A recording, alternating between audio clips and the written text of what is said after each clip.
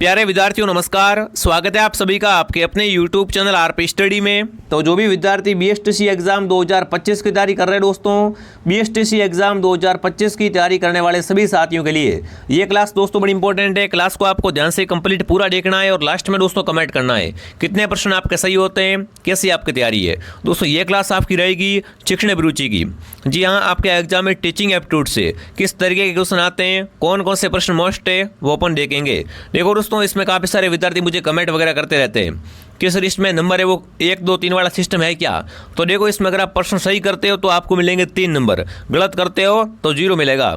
1 और 2 नंबर वाला सिस्टम इसमें नहीं है, तो आप इसमें ध्यान रखना विद्यार्थियों। और आज हम देखने वाले हैं कि किस तरीके का पेपर आपका 1 जून का आएगा। देखो 1 जून का आपका एग्जाम बीएसटीसी का, उसमें 50 प्रश्न आएंगे, किससे आएंगे, शिक्षण अभिरुचि से आएंगे। तो वही अपन देखने वाले हैं। क्लास को आप ध्यान से पूरा जरूर देख लेना दोस्तों, और लास्ट में कमेंट कर देना क्लास कैसे लगी। चलिए विद्यार्थियों, क्लास का शुभारंभ करते हैं। क्लास का पहला ही क्वेश्चन आपके सामने, बालक की आलोचना उसके साथियों के सामने करनी चाहिए। ये कथन कैसा है?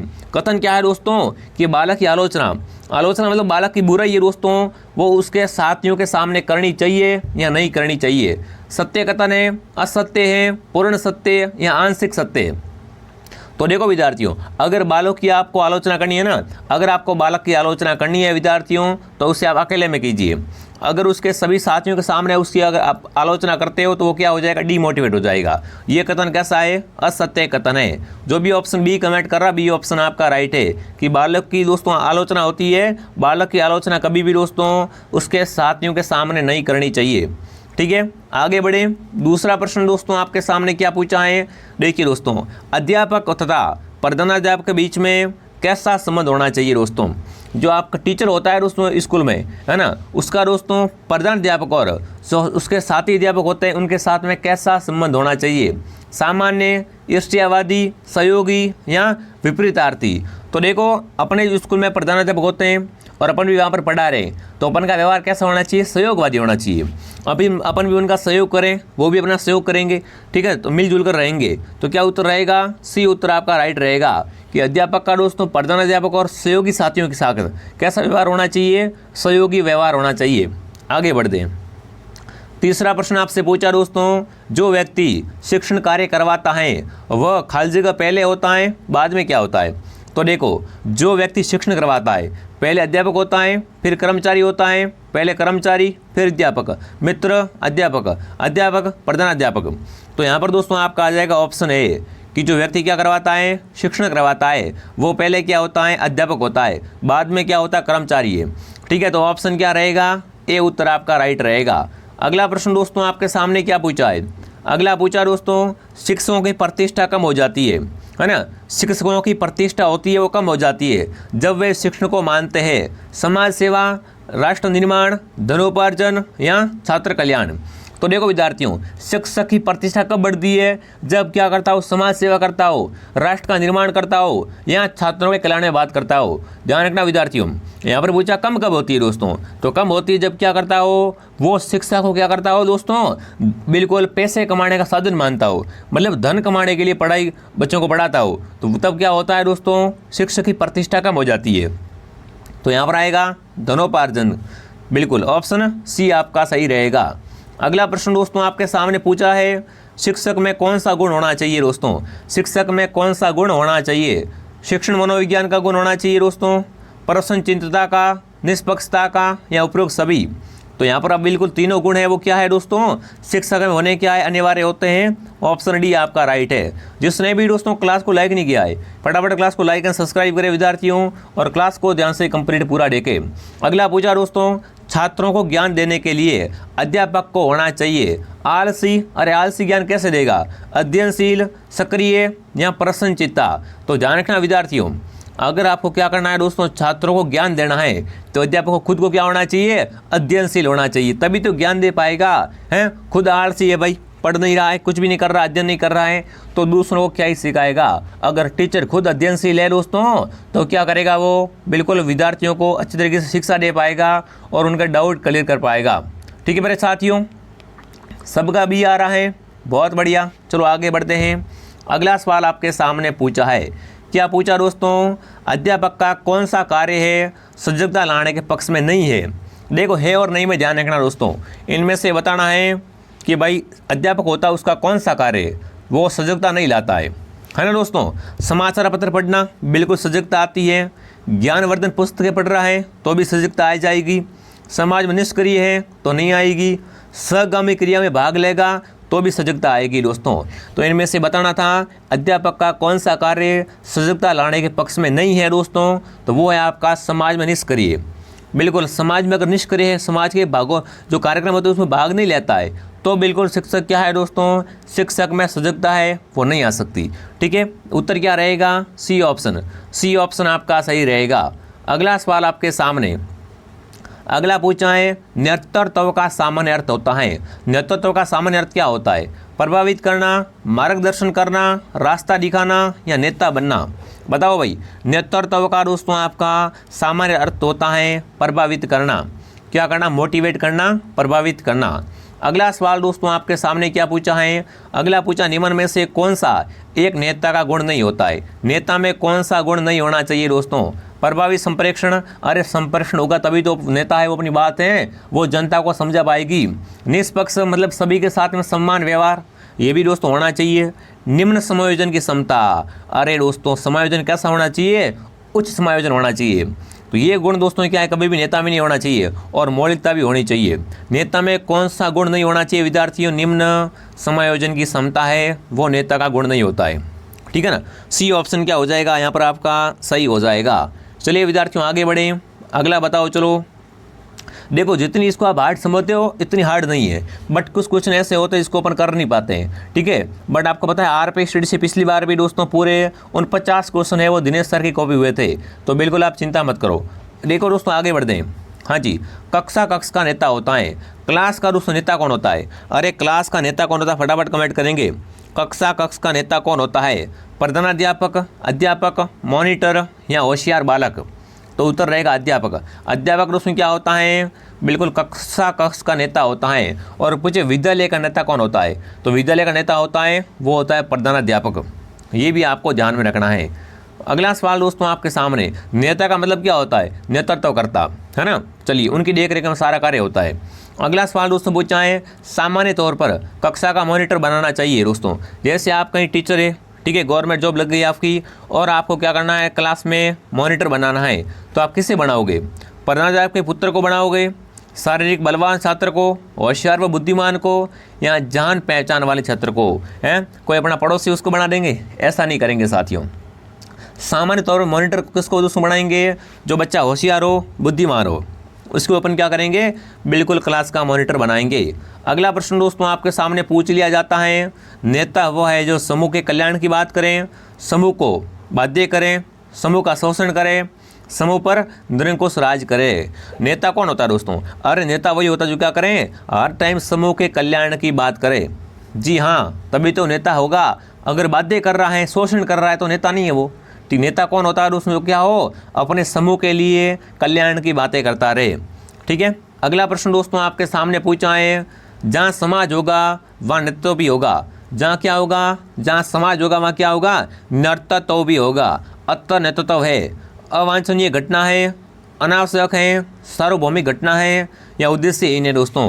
तो ध्यान रखना विद्यार्थियों, जहाँ समाज होगा वहाँ नेतृत्व तो होगा ही, है ना, कोई तो दोस्तों इसके नेतृत्व करता ही होगा समाज का।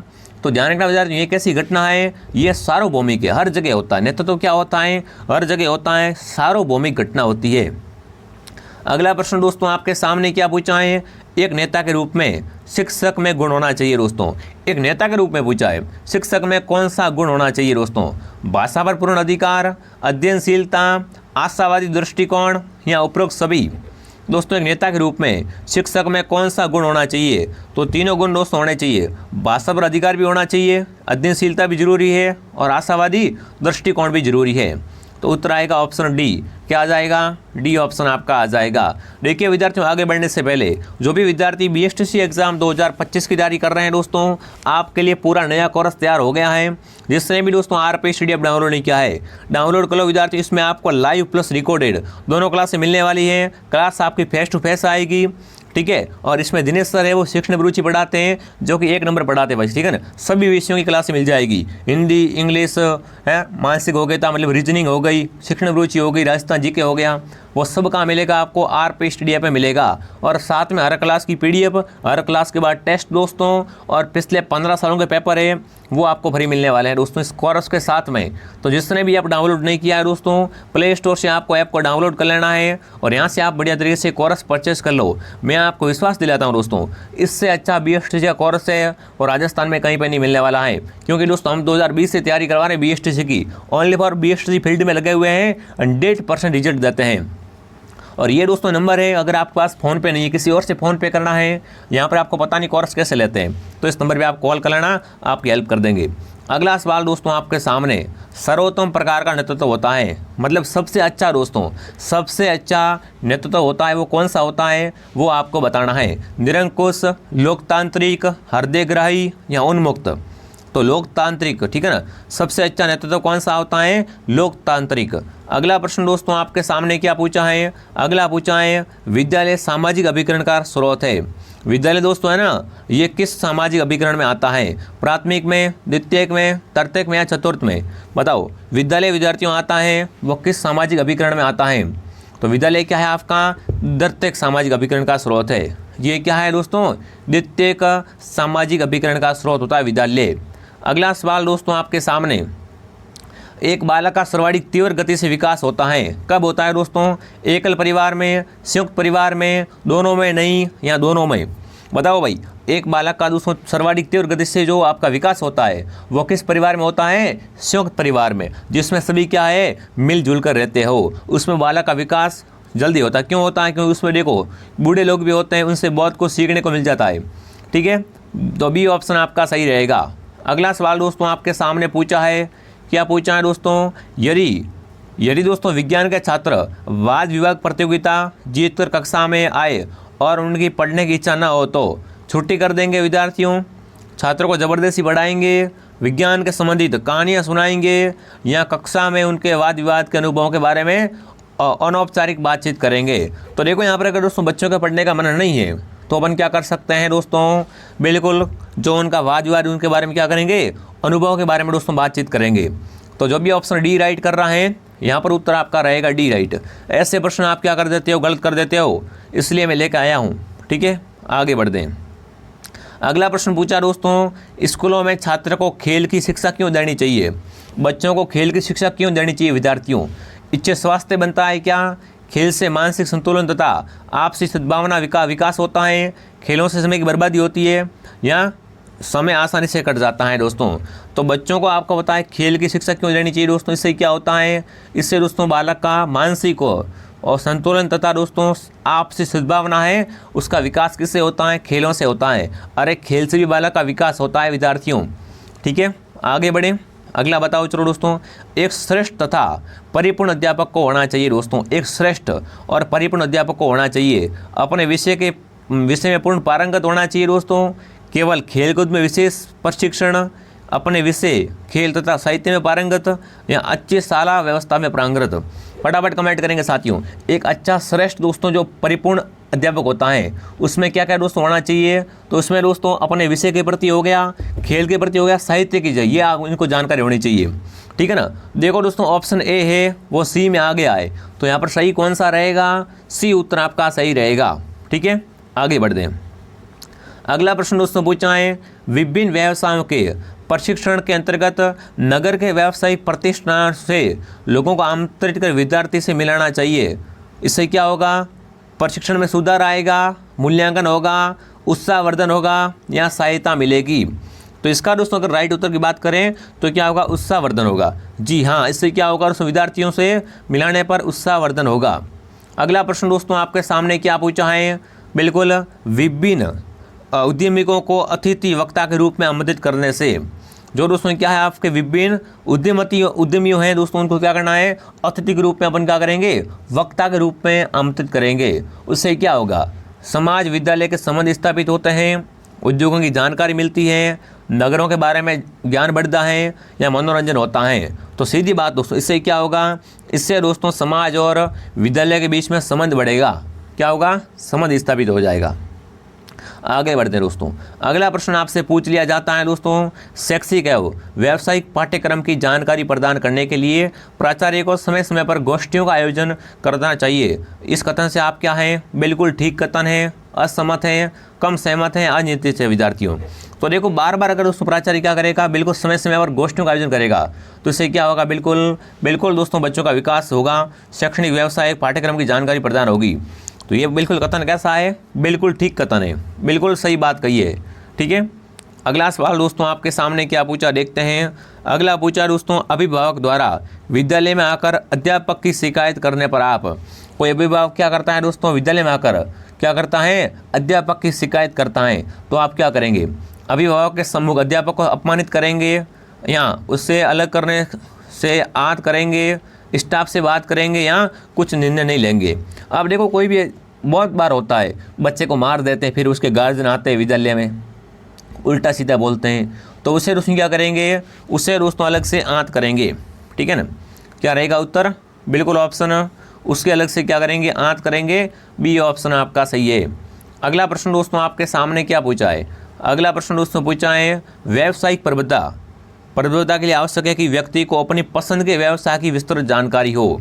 ये कथन कैसा है दोस्तों? अब देखो अगर आपको किसी भी व्यवसाय में इंटरेस्ट है ना, तो उसके लिए दोस्तों क्या है, उसकी आपको जानकारी होनी चाहिए व्यवसाय की, तब जाके क्या है दोस्तों वो सेट होगा। तो देखो निस्संदेह ये कथन क्या है, बिल्कुल राइट है। ये कथन निस्संदेह क्या है आपका, बिल्कुल राइट कथन है विद्यार्थियों, कि अगर आपको कोई भी फील्ड में जाना है ना, तो पहले उसकी आपको क्या करनी पड़ती है, विस्तृत जानकारी लेनी पड़ती है। ठीक है, आगे बढ़े, अगला बताओ।